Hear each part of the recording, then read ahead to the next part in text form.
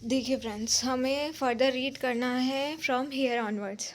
तो हमें पूछा exemption from custom duty storage and baggage क्या है। तो custom import of goods of concessional rate और for specified end user rule 2022। तो इम्पोर्टर देखो, लास्ट तक हमने यहाँ तक पढ़ लिया था, अब हम फर्दर यहाँ डिस्कस कर रहे हैं। तो हम बोलते हैं कि इम्पोर्टर शेल फॉलो करेगा this rules for availing exemption which is जो कि डिपेंडेंट होगा on use of imported goods for manufacturing के लिए, प्रोविजन ऑफ आउटपुट सर्विस के लिए और any other specified end use. Process क्या होगी for availing benefit of exemption notification. Step 1, importer shall provide करेगा following information on custom portal. Name क्या है, एड्रेस क्या है इम्पोर्टर का and his job worker. Intended ports of import क्या है, नेचर एंड डिस्क्रिप्शन क्या है ऑफ इम्पोर्टेड गुड्स। जो भी गुड्स प्रोड्यूस और सर्विस रेंडर ही जाएगी by utilising imported goods. Detail of end use recipient if imported goods are use for specified end use. फिर स्टेप 2 में आएगा IGCR आइडेंटिफिकेशन नंबर, वो जनरेट किया जाएगा at custom portal on acceptance of information provided in step number 1। Importer shall submit करेगा bond and security as decided by assistant deputy commissioner. At the time of filing bill of entry, importer shall provide करेगा IIN, bond number and its detail to assistant deputy commissioner at a port to avail exemption. Additional point क्या होंगे, records to be maintain. जो भी आपका quantity and value होगा of goods imported, quantity and date of receipt of goods in a relevant premise, quantity of goods consume क्या है, quantity of goods sent for job work and nature of work, job work क्या है, quantity of goods receive after job work है।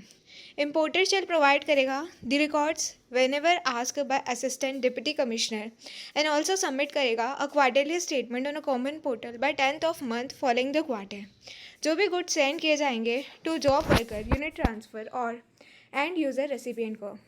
Goods can be send किए जा सकते हैं to job worker for, ताकि वो प्रोसेस किया जाए for maximum 1 year from date of invoice on following condition. Importer shall maintain करेगा records of goods send for job work. Importer shall send करेगा goods to job worker with invoice and e-way bill if applicable. Job worker shall maintain करेगा detail of receipt of goods, जो भी process undertaken है and waste generated. Provide की जाएगी such a detail to jurisdictional custom officer when ever required by such officer. उसके बाद after completing job work, send goods को भेजा जाएगा बैक टू इम्पोर्टर और another job worker with in the invoice and e-way bill. What are the violation of condition of exemption? If importer has claimed exemption on imported goods but not utilized such a goods as per condition of exemption or such a goods were defective, then importer has the following option. वो re-export करेगा such a goods within time specified or 1 year, may be extended by commissioner for 3 months on sufficient cause. No need to pay any duty. Clear such a goods for home consumption, pay duty along with interest. Disclose detail of re-export or payment on clearance for home consumption in quarterly statement. However, if capital goods are cleared for home consumption as above, after using for specified purpose, then duty to be paid is calculated as below. Duty leviable without exemption. It is calculated on value depreciated from date of put to use to date of clearance as per below depreciation rate. For every quarter or part of quarter in first year, it will be at the rate 4%. For every quarter or part of quarter in second or third, that will be 3%. For every quarter or part of a quarter in fourth and fifth year, it will be 2.5%. And thereafter, for every quarter or part of quarter is 2%. Quarter means Jain से मार्च, अप्रैल से जून, जुलाई से सितंबर and October से दिसंबर। Minus करेंगे हम duty already paid, you will get the duty to be paid. Remission and abatement section 13, 22, 23 of the custom act. Custom process for understanding remission and abatement. Goods dispatch किया जाए from factory of exporter in foreign. कैसे हम अनलोड करें goods at Indian port. Custom examination of goods. Actual clearance जो भी होगा हमारा for home consumption, order for clearance for home consumption and goods lying in warehouse, order for clearance for warehousing. No duty on pilfered goods section 13। कोई भी duty नहीं होगी if goods are pilfered after unloading but before order for clearance for home consumption or warehousing is passed. Pilfer means steal in small quantity or petty theft. If pilferage noticed before paying duty, no need to pay duty. अगर देखो pilferage जो है notice की जाती है before paying duty तो कोई duty नहीं. अगर जो चोरी चकारी है नोटिस की जाती है आफ्टर पेइंग ड्यूटी तो रेमिशन हो सकता है duty paid. Time of actual clearance does not matter. If goods are pilfered after order for clearance but before actually cleared by imported duties to be paid. देखो time of actual clearance तो matter नहीं करेगा. अगर goods की चोरी हो जाती है ऑर्डर के बाद for clearance but before actually clear by imported but order तो दे दिया बट क्लियर नहीं हुए तो duties to be paid. If pilfered goods restore back to imported, अगर जो चोरी चकारी वाले गुड्स है दोबारा इम्पोर्टर को दे दिए जाते हैं तो duty must be paid by importer. Duty remitted on pilfered goods shall be compensate किया जाएगा by custodian to custodian custom department. XYZ limited import करेगा 1000 ton goods from USA and 3 ton is stolen at the port before passing of order for home consumption. It is treated as petty theft, hence no duty to be paid on 300 tons. फिर आता है हमारा abetment of duty on damage और deteriorated goods section 22 where it is proved to assistant or deputy commissioner that imported goods जो है have been damaged हुए हैं deteriorate हुए हैं before और during unloading किसी भी रीज़न की वजह से या डैमेज हुए at any time after unloading but before custom examination या फिर डैमेज हुए in warehouse at any time before actual clearance for home consumption by accident not due to wilful act negligence और default of importer. In such a cases importer will get abatement of duty, hence duty on damage और deteriorated goods after abatement is calculate किया जाएगा. Duty on damage और deteriorated goods में क्या आएगा, value क्या है डैमेज डिटोरिएटेड गुड्स, वैल्यू क्या है goods before damage deterioration multiply duty on goods before damage और डिटोरिएशन. जैसे कि एक मशीन को इम्पोर्ट किया है 20 लाख का एंड एप्लीकेबल ड्यूटी है 4 लाख.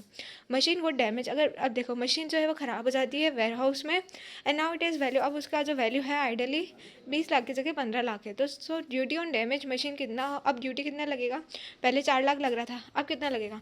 तो सबसे पहले आपको यहाँ पे ड्यूटी कैसे कैलकुलेट करोगे, डैमेज की वजह से 4 लाख की ड्यूटी जो है वो बिफोर डैमेज वैल्यू कितनी थी 20 लाख, अभी क्या है 15, तो अकॉर्डिंगली प्रोपोर्शनेट वैल्यू हो जाएगी हमारी 3 lakh. Remission of a duty on lost और डिस्ट्रॉय गुड, अब रेमिशन मिलेगा क्या ऑफ ड्यूटी ऑन लॉस्ट और destroy good. No duty where it is proved to assistant deputy commissioner that imported goods have been lost or destroyed at any time before actual clearance for home consumption. This will also include goods lost or destroyed in warehouse before clearance. In such a case, if duty is already paid, then it shall be remitted back to the importer. Date of order for clearance जो है does not matter, नहीं करेगा. उसके बाद remission of duty on relinquishment of title of goods section 23. No duty of goods अगर relinquish होते हैं before making order for clearance for home consumption और where housing.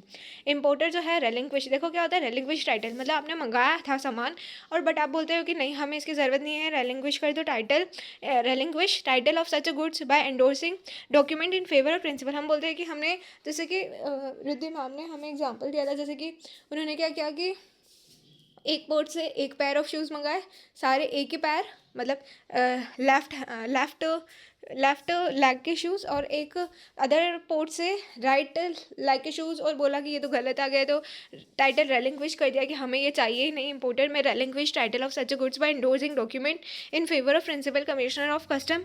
There relinquish means giving possession control to customs को दे दिया कि हमें चाहिए नहीं आप ही ले लो.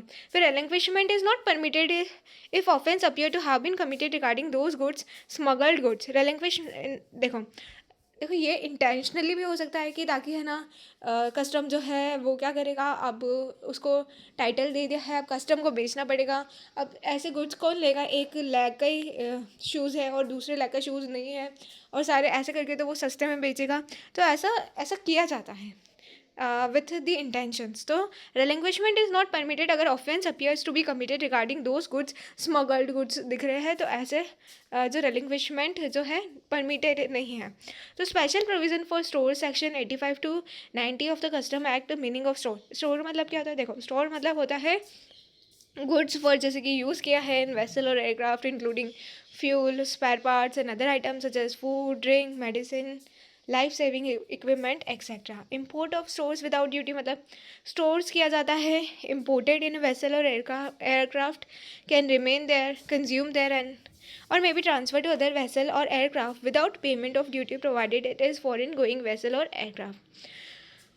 Foreign going, foreign going vessel or aircraft means vessel or aircraft engaged in carriage between any port or airport in India and outside India. Drawback refund of duty. Imported stores applied to foreign going vessel और aircraft उसे treat किया जाएगा export and entitled to drawback at a 98% of import duty if already paid 100% in case of fuel or lubricant oil. Imported stores apply किया जाता है to Indian Navy ship और entitled है to 100% drawback. फिर आता है हमारा ड्यूटी फ्री एक्सपोर्ट. देखिए what is duty free export क्या होता है. ड्यूटी फ्री एक्सपोर्ट अलाउ होता है अगर इंपोर्टेड स्टोर्स जो है उसे रखा जाए वेयर हाउस में एंड सप्लाई किया जाए टू फॉरेन गोइंग वेसल और एयरक्राफ्ट और Indian navy ships before clearance for consumption. उसके बाद स्पेशल प्रोविजन क्या है for baggage. Section 77 to 81 of the custom act.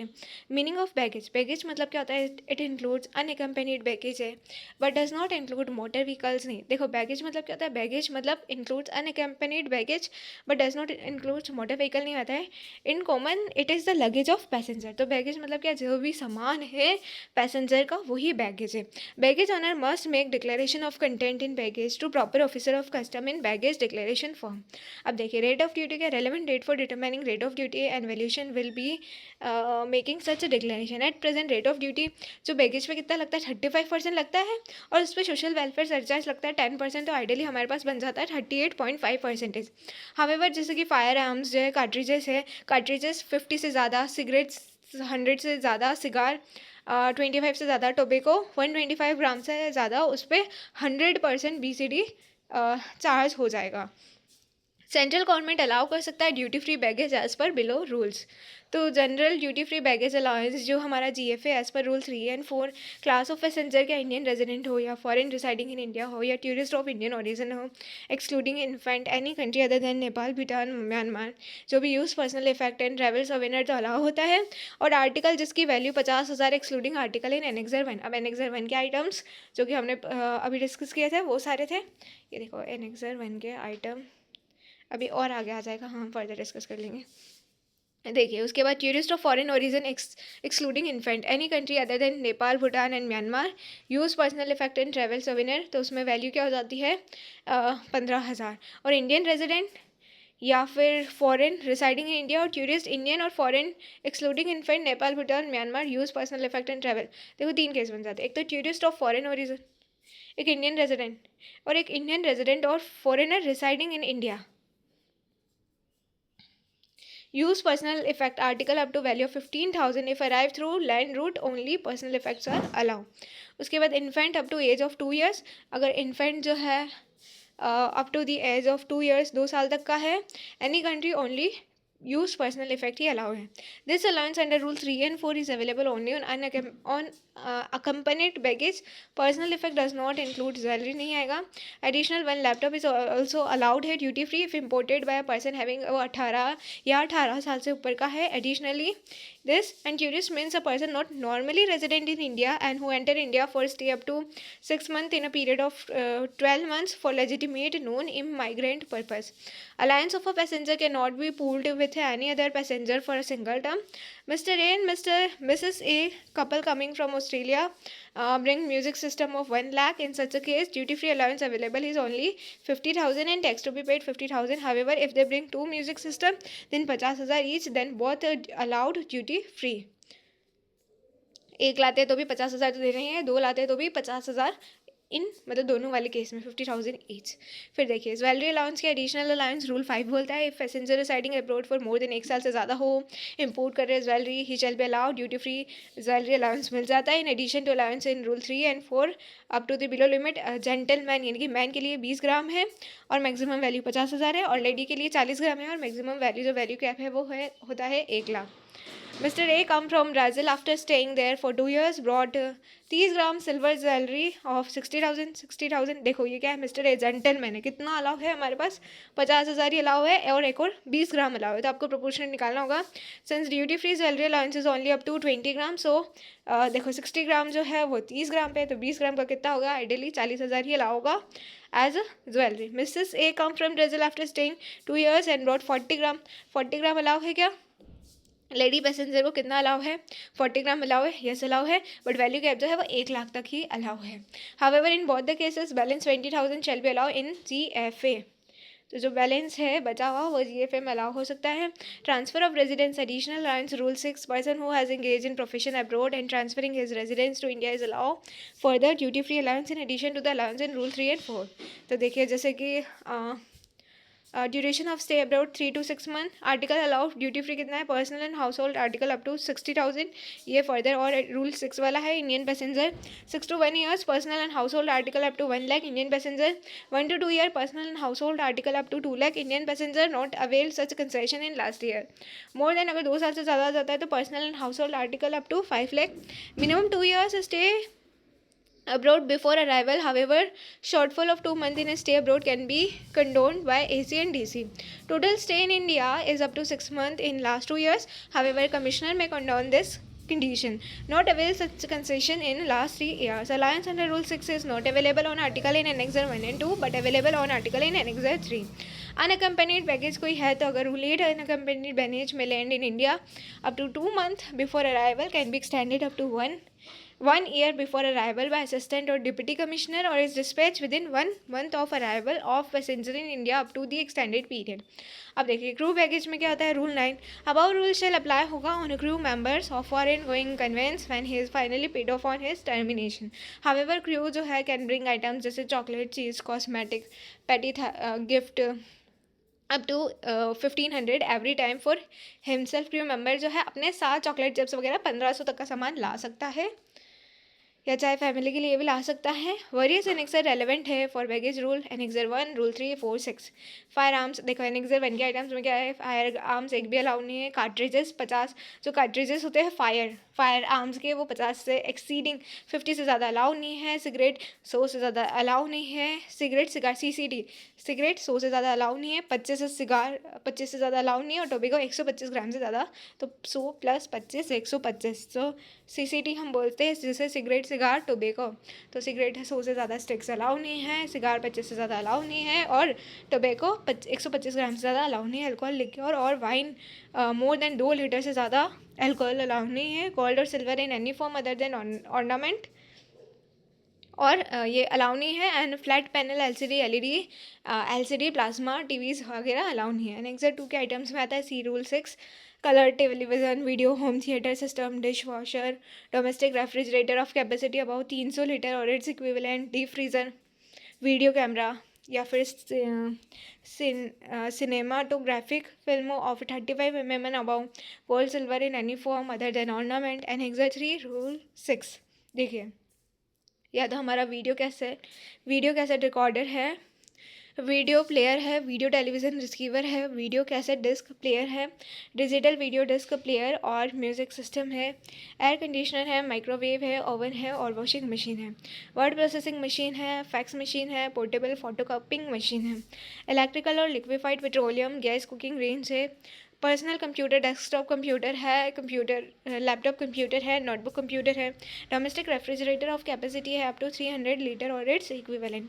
Temporary detention of baggage section 80 of the custom act.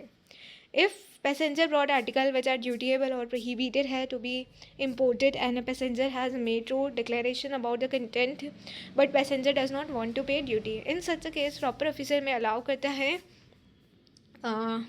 temporary detention of such article at the request of passenger which may be written to him while leaving India. तो हम क्या बोलते हैं, passenger अगर unable है to collect such goods while leaving India, goods may be return through another passenger और cargo consigned on passenger names. उसके बाद आता है हमारा valuation under the custom act 1962 about this chapter. देखिए in this chapter discussion will revolve around the valuation of imported goods and exported goods for levy of custom duty. अब basics of valuation में क्या, international commercial terminology, factory of exporter, then यहाँ से local freight, local taxes and port of export. तो ये हो जाती है हमारी ex factory price, cost plus profit. फिर यहाँ पे हो जाता है हमारा loading charges plus export duty free on board, port of import, insurance and trade shipped at the port of export. तो एक्स फैक्ट्री प्राइस हमारी जो भी होती है कॉस्ट प्लस प्रॉफिट, उसमें हम local freight and local taxes add करते हैं. फिर लोडिंग चार्जेस, तो ये आ जाता है हमारा FOB वैल्यू. FOB में हम इंश्योरेंस एंड ट्रेड ऐड करते हैं तो हमारा CIF वैल्यू आता है. ठीक है, इतना तो बेसिक्स पता है. देखिए उसके बाद क्या आता है, एक्सचेंज रेट फॉर वैल्यूएशन. तो उसमें क्या आता है कि रेट ऑफ एक्सचेंज ये यूज़ किया जाता है only rates notified by CBIC। तो इन केस ऑफ इम्पोर्ट वाले केस में क्या होता है, date on which first bill of entry is filed for warehousing और होम कंजप्शन। तो in case of import, date on which जहाँ पे first bill of entry file की जा रही है वेयर हाउसिंग फॉर और होम कंजप्शन। एक्सपोर्ट वाले केस में date on which shipping bill और bill of entry is filed. Shipping bill और bill of export is a document filed with custom to get the export goods clear. Relevant date क्या होगी for determining rate of duty and tariff valuation. तो relevant date जो है for determining rate of duty and tariff valuation in case of import and case of export. जो भी goods clear किया है for home consumption, जैसे कि date of filing of bill of entry for home consumption, date of entry inward, vessel arrival of aircraft और vehicle whichever is later, date on which bill of entry for home consumption is file, date of payment of duty, date of let export order and date of payment of duty. Bill of entry मतलब bill of entry file जो भी की है अपने custom के साथ। Final arrival in India shall be taken as a date of arrival for the above purpose. Let export order means order passed by proper officer permitting the export. Valuation of goods under custom section 14 of the custom act. जो भी आपकी assessable value है shall be transaction value of goods at a place of importation in case of import CIF, at place of exportation in case of export FOB। जो भी transaction value है, जो भी actual price paid और payable है, provided price is the sole consideration है and seller and buyer जो है वो आपस में रिलेटेड नहीं है। उसके बाद हम बोलते हैं even if there is a price rise in international market between period of contract date and actual importation, actual price paid shall be taken as transaction value. In case of import अगर price जो है revise होती है before arriving at a place of importation date is in transit, revise price is transaction value. After arriving at a place of importation original price is the transaction value. In case of import, transaction value is subject to adjustment as per Rule 10 of Custom Valuation Determination of Value of Imported Goods, Rules for Computing Assessable Value. Custom Valuation Determination of Value of Imported Goods, Rules 2007. Rule 3 हम determine करेंगे method of valuation. Rule 4 and 5 transaction value of identical goods and similar goods. Rule 6 determination of value if value is not determinable under Rule 3 to 5. Rule 7 से deductive value method आता है। Rule 8 से computed value cost based method. Rule 9 से residual method and rule 10 से adjustment to the transaction value. Rule 11 से declaration by importer and rule 12 से rejection of value. हमें determine करना है method of valuation. Rule 3 scenario and method of valuation. Buyer and seller जो है वो related नहीं है, बायर एंड सेलर रिलेटेड है but relation does not impact the price. कोई रेस्ट्रिक्शन इम्पोज नहीं किया जाएगा on buyer regarding use of goods assessable value. उसके बाद आता है हमारा no restriction is impose on buyer regarding use of goods.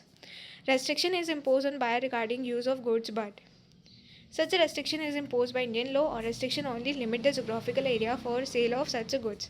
Assessable value will be transaction value plus rule 10 adjustment. In any other case, rule 4 to rule 9. Related person मतलब such a person are officer or directors of another business, such a person are recognized partner and such a person are employer and employee. उसके बाद क्या, such person directly indirectly own control the other at least 51% share. Third person control करता है both of them and such person together control the third person. तो आपस में control है क्या रिलेटेड वगैरह। थर्ड पर्सन कंट्रोल और ओन होल्ड 5% या उससे ज़्यादा इन बोथ ऑफ देम। 5% या उससे ज़्यादा वोटिंग शेयर और स्टॉक। 5% से ज़्यादा या तो 5% या उससे ज़्यादा या 5% और उससे ज़्यादा, मतलब समझ आ रहा है। 5% और या तो 5 या उससे ज़्यादा या 5 से ज़्यादा और उससे ज़्यादा। Sole agent, sole distributor, sole concessionaire of one another members of the same family. फिर आता है हमारा adjustment to transaction value rule 10। अब फॉलोइंग एडजस्टमेंट जो है shall be made in transaction value to arrive at the assessable value. उसमें आता है कि optional addition added only if given in question and not already included in transaction value rule 10(1). Following expenses if incurred by buyer, commission and brokerage except buying purchasing commission, commission to canalizing agent is added as it is not a buying commission. Cost of container only if such containers are not returnable. Cost of packaging, it includes material and labor both. Material component, tools, dyes and part used in imported goods and supplied by buyer to seller free of charge or at a reduced cost to the extent not already included in transaction value. Engineer development, artwork, design work, plans and sketches only if undertaken out of India and necessary for production. फिर royalty and licence fee अगर pay की जा रही है by buyer as a condition for sale. Value of sale proceeds from subsequent resale of imported goods shared with seller. Any other payment made by buyer to seller और third party for fulfilling seller obligation as condition for sale. Post importation cost, if such cost is related to imported goods as a condition for sale, normally post importation cost is not included. फिर compulsory addition to be added even if it is not given in question. Rule 10(2), addition to be done whether the cost of addition is ascertainable given or not in question. तो उसमें देखो simply क्या होता है कि cost of transport, loading, unloading, handling charges up to the place of importation अगर ascertainable है. देखो एयर रूट में तो क्या होता है कि एक्चुअल या तो एक्चुअल आपको कंपेयर करना होता है एक्चुअल या फिर 20% of FOB which ever is but maximum. तो इसमें से देखो इसमें से विच एवर इज लोअर लेना होता है. आई मीन इन्होंने मैक्सिमम अप टू 20%. और अदर लैंड सी वाले में एक्चुअल जो दिया होता है. और अगर एसेटेनेबल नहीं है तो 20% ऑफ FOB लेना होता है. This cost covers transport, loading, unloading, handling expenses from factory of exporter to the port of importer. Hence, once 20% of FOB is taken, no need to add any actual cost related to transport, loading, unloading, and handling expenses. If FOB value is not available, but value of FOB insurance is available, then 20% of FOB plus insurance shall be taken instead of 20% of FOB. Actual cost shall include ship demurrage, lighterage charge, part charges. Actual cost shall not include as any cost up to port of import is included. Then unloading and handling charges and landing charges at a port of import, demurrage cost on a port of import, with transshipment cost to another custom station, port to ICT, CFS port. ये हो गया. देखिए अभी जो Jan 26 में जो paper आया था ना बेसिकली वो वैल्यूएशन का ऐसा प्रैक्टिकल क्वेश्चन नहीं आया था. उसमें कंसेप्चुअल आया था, इजी था. अगर किसी को कंसेप्ट आते हैं तो वो ईजिली कर सकता है. ICT inland container depot and CFS custom trade station are places to handle the custom formality at a place other than port और airport. Cost of insurance up to the place of importation क्या ascertainable है. Actual cost note एसेटेनेबल होता है अगर insurance में तो 1.125% of FOB.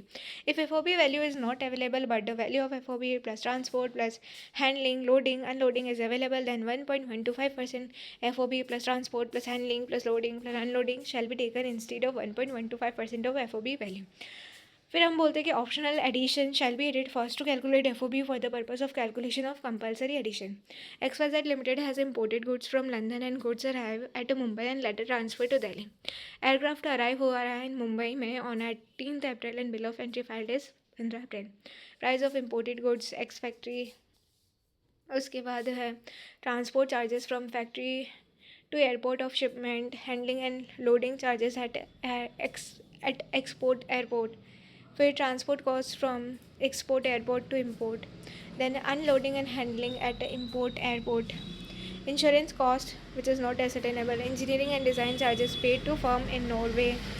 Then material cost applied by buyer to export free cost. Commission paid which is not buying commission. Transportation cost of Mumbai airport to Delhi. तो इस तरीके सारा एक्सचेंज रेट बाय RBI वाला नहीं लेना है. Exchange rate by CBIC as notified वो लेना होता है हमें. BCD अब देखिए इसमें क्या होता है exchange rate bill of entry वाला लेना होता है. और जो हमारा रेट होता है विच एवर इस लेटर लेते हैं हम rate. BCD bill of entry और अगर फर्दर कुछ दिया हो तो. और IGST हमें कौन सा रहना है वो फर्दर हम अभी डिस्कस करने वाले हैं. देखिए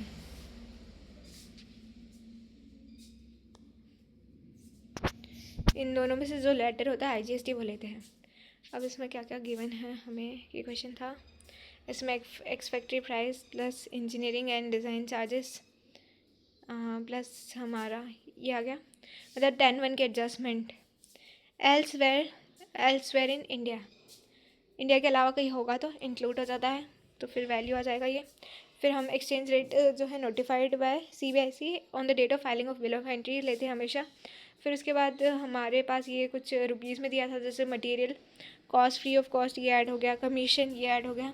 commission other than buying commission होना चाहिए. उसके बाद हमने कंपेयर किया है सिंपली एक्चुअल जो है हमारा जितना बन रहा है और 20% ऑफ FOB इतना बन रहा है. देखो एक्चुअल बन रहा है 525, 20% बन रहा है 247. तो इन दोनों में से लोअर लेना होता है. उसके बाद इंश्योरेंस अगर दिया हो तो ठीक, नहीं दिया हो तो FOB का 1.125% हमें लेना होता है. FOB कितना आ रहा था हमारा आइडियली निकल के आ रहा था मतलब जितना भी हमारा निकल के आ रहा है FOB उसका हमें लेना होगा. देखिए FOB हमारा इसमें वैल्यू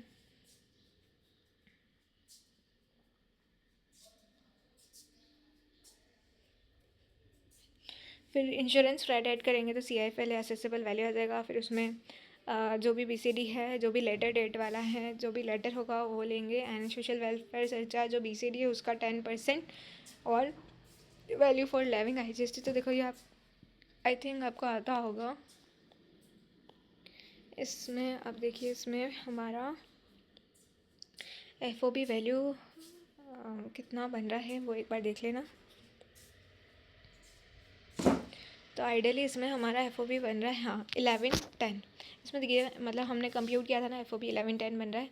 तो अकॉर्डिंगली उसका हमने कंप्यूटेशन कर लिया है, एक्चुअल और 20% फिर आ गया है। तो आइडियली हमारा क्वेश्चन सॉल्व हो जाएगा। और जो IGST है वो लेटर डेट पर जो रेट है उससे लग जाएगा। जैसे कि हम जो रेट पे लगाते हैं ना BCD वगैरह, वही IGST भी उसी लॉजिक के साथ रेट लगता है। उसके बाद XYZ limited has imported goods from London. Then हमारे पास दिस CI वैल्यू है, फ्लैट एयर का फ्लैट भी गिवन है। अब एयर का केस है तो आपको कंपेयर करना ज़रूरी है। Licence fee related to import as a condition of sale है। तो फिर देखो सबसे पहले तो CI FOB आ गया, फिर लाइसेंस फी जो कंडीशन ऑफ सेल से तो 10 की एडजस्टमेंट में आ जाएगा। तो अकॉर्डिंगली हमारा FOB आ जाएगा। फिर FOB में आपको कंपेयर करना है, 20% लगाना है, इंश्योरेंस, फिर CIF, देन BCD, फिर सोशल वेलफेयर सरचार्ज, फिर IGST। तो ये आइडियली आप कर लोगे।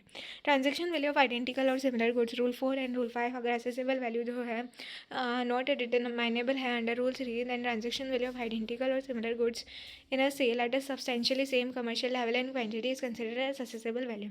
If more than one comparable transaction price is available, then lowest of such a value are taken.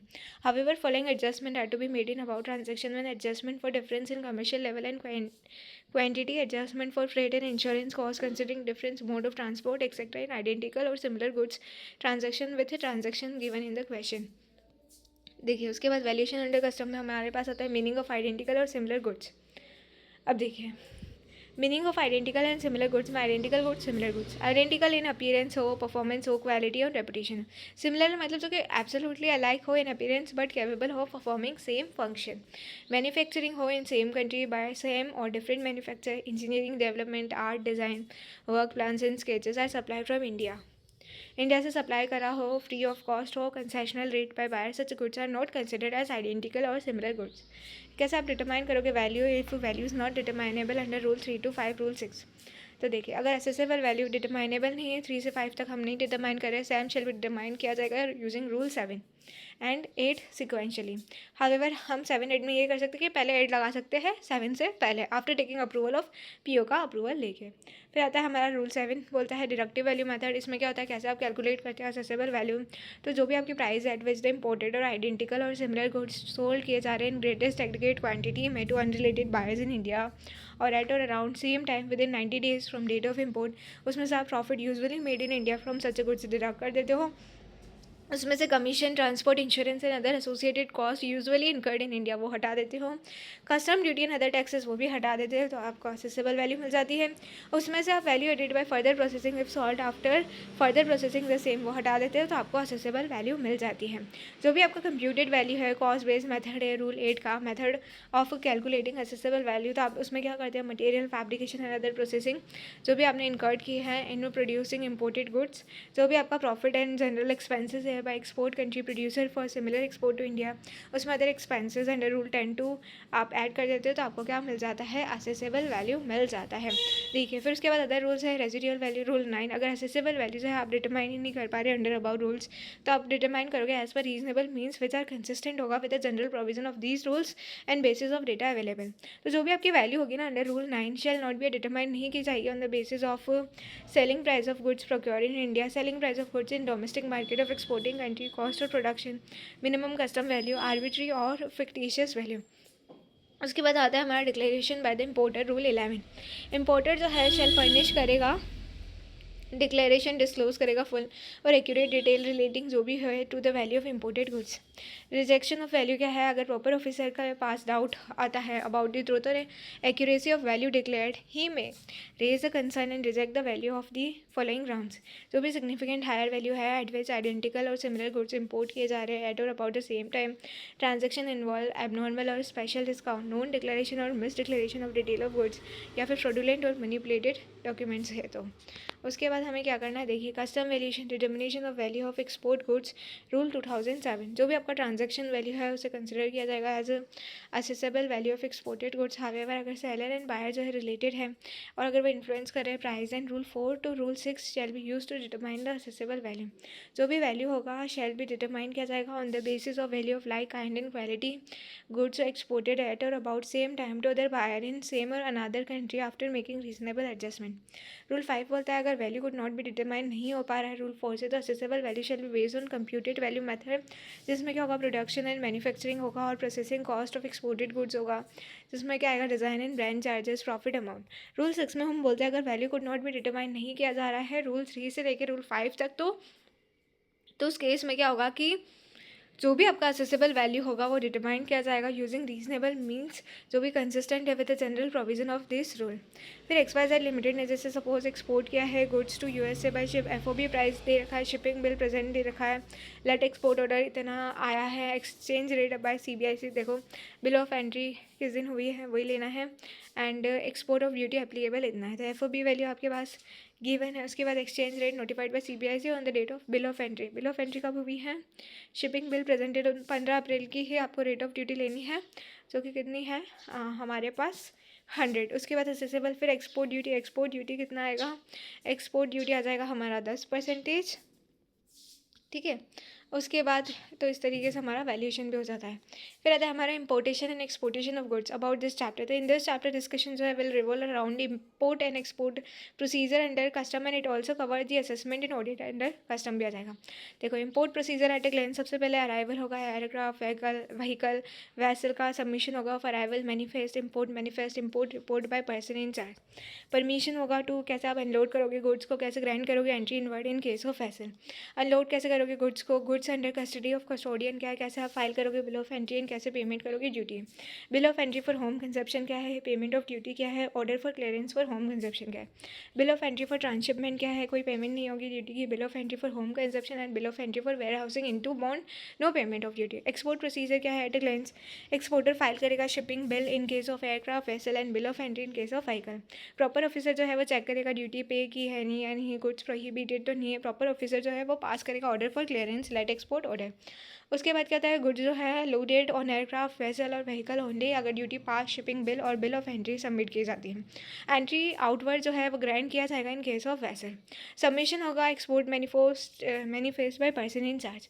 जो भी आपका ऑर्डर होगा, order of proper officer for departure of aircraft vessel and vehicle. फिर आएगा हमारा इंपोर्टेशन प्रोसीजर, जो भी arrival होगा of aircraft vessel section 29, person in charge of an aircraft और वेसल एंटर करेंगे इंडिया में shall not land at any place other than custom airport और port accept due to accident या फिर bad weather या फिर other unavoidable case. However in such exceptional cases person in charge जो है वो रिपोर्ट करेगा arrival to the nearest custom officer को या officer in charge of police station. Not allow unloading of goods, leave passenger crew unless it is necessary for health and safety. Person in charge यानी कि in case of aircraft में pilot और commander, vessel में master of the vessel, railway में conductor या फिर guard और other vehicle में driver. Submission of arrival manifest import report. Person in charge shall submit करेगा arrival manifest import report which shall इसमें इंक्लूड आता है detail of goods brought in India. Such report shall be filed किया जाएगा as follows. Mode of transport क्या हो सकता है, थ्रू देखो एयर और सी से arrival import manifest electronically any time before arrival, through land import report manual with in 12 hours of arrival. तो देखो अगर एयर और सी से आते हैं तो कभी भी आपको बताना है आने से पहले, और लैंड के बाद में आप मैनुअली बता सकते हो, विद इन पहुँचने के 12 घंटे तक बता दो। Passenger and crew arrival manifest section 30 है, person in charge shall submit passenger and crew arrival manifest as follow. Mode of transfer through air और सी है तो एनी टाइम बिफोर अराइवल, और थ्रू लैंड है तो upon arrival. In case of delay in filing of arrival manifest import report और passenger and crew arrival manifest under section 30 और 30 है, penalty up to 50,000 for each shall be levied हो जाएगी। Entry inward section 31 goods other than baggage, mail, bags, perishable, hazardous material shall not be unloaded from vessel unless entry inward is granted by proper officer, not applicable in case of aircraft or vehicle. Unloading of goods क्या होगा, section 32 to 38। Goods जो है shall not be unload नहीं किया जाएगा unless mentioned in arrival manifest, import report। Goods shall be load किया जाएगा, unload किया जाएगा under supervision of proper officer unless otherwise permitted। उसके बाद हम ये बोलते हैं अगर बिग वेसल है unable to berth at a port then goods must be brought to port और carry to vessel through small boats in such a case goods must be accompanied by boat note. छोटी छोटी boats में ला रहे हैं तो boat note देना ज़रूरी है. Goods cannot be loaded unloaded on Sundays other than holidays और any other day after working hours unless notice is given and fee is paid. Custody of imported goods from the time when goods are ready for unloading till clearance for home consumption or warehousing. Goods shall remain in custody of custodian approved by Commissioner. A filing of bill of entry and payment of duty section 46. Importer shall submit करेगा bill of entry for each consignment imported supported by invoice and other document through electronic system. If not feasible, manual submission may be allowed. There are three types of bill of entry prescribed as follow: for home consumption white, for warehousing yellow, and for clearance of warehouse goods for home consumption हरी झंडी दिखा देंगे, that is green.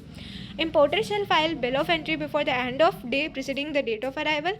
However, bill of entry may be filed any time not exceeding 30 days prior to expected arrival of aircraft, vessel or vehicle. Later filing bill of entry is allowed with the prescribed charges.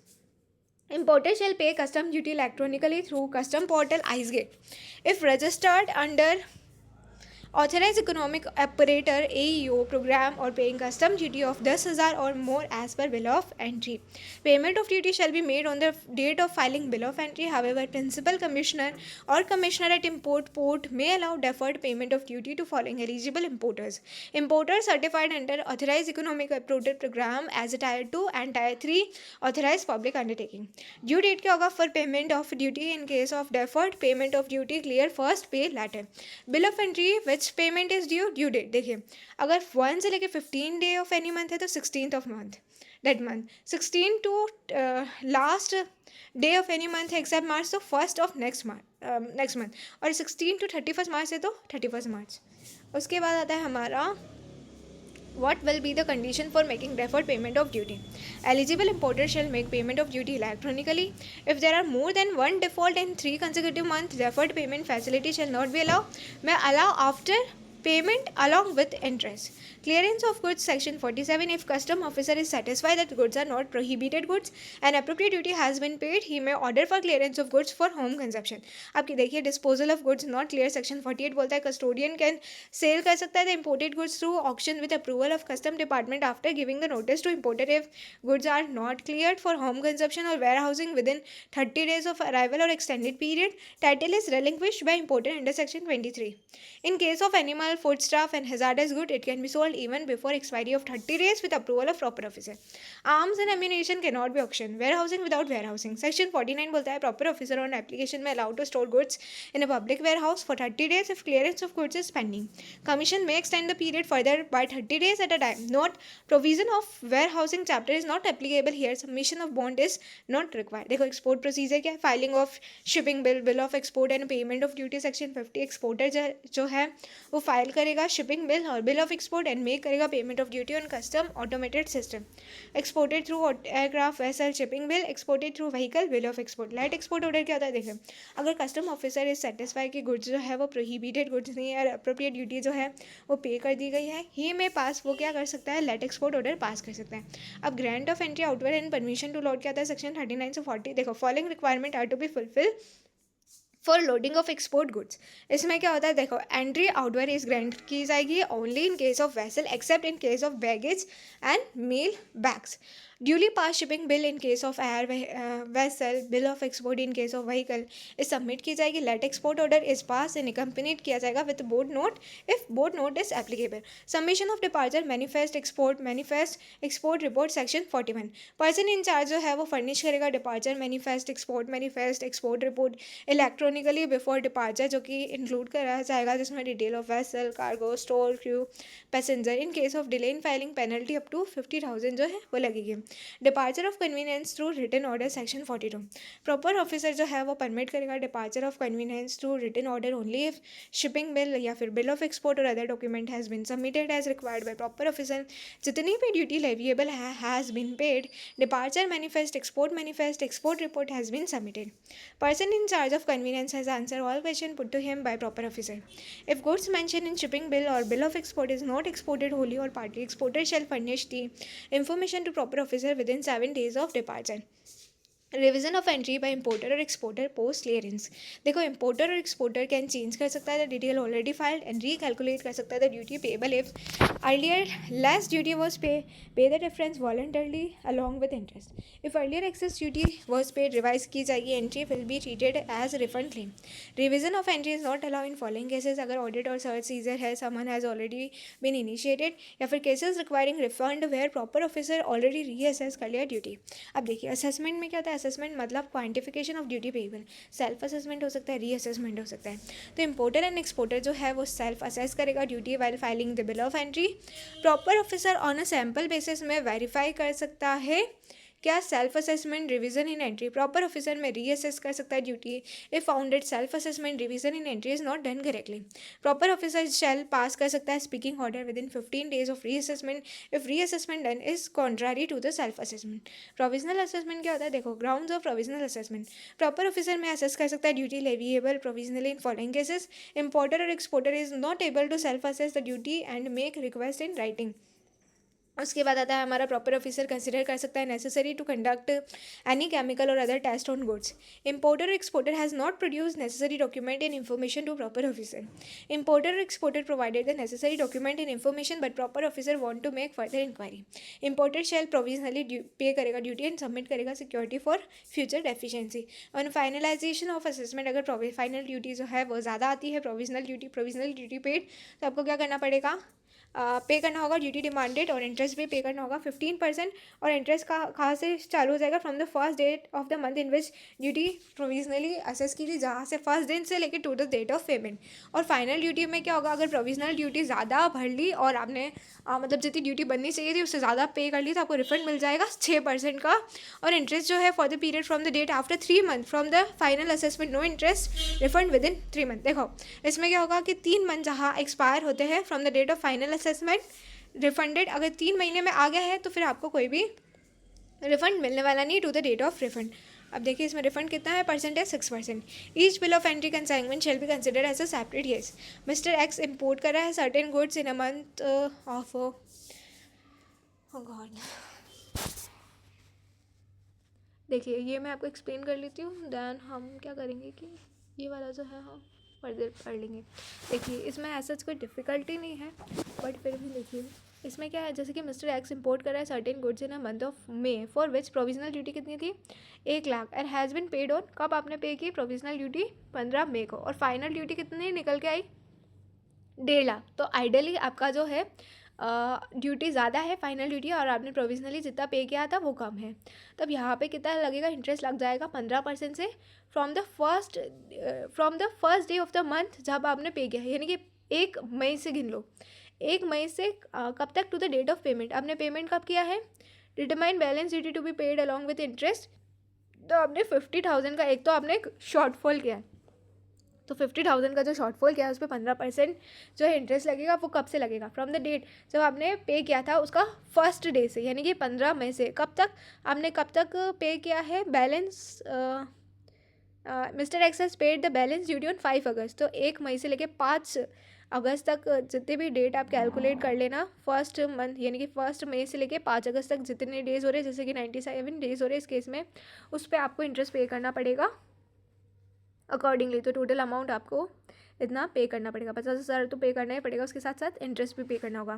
Process of final assessment, if provisional assessment was order due to lack of information और document, PO shall inform करेगा, assess करेगा specific detail of information document required within 15 days of such assessment. Assessee shall provide required information और document within 2 months from requisition made by PO.